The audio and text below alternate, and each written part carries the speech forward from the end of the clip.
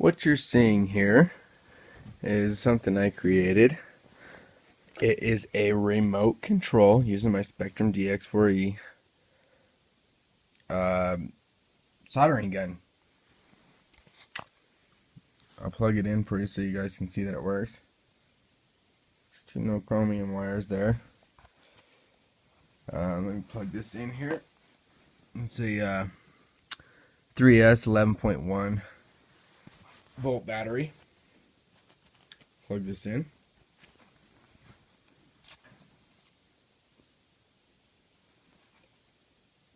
Turn on the controller.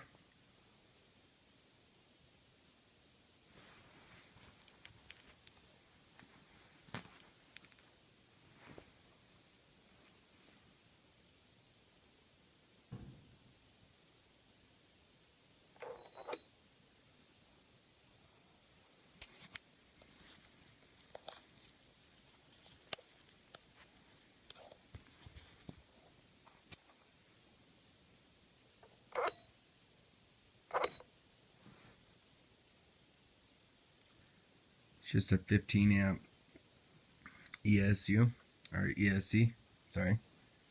But yeah, she works. See?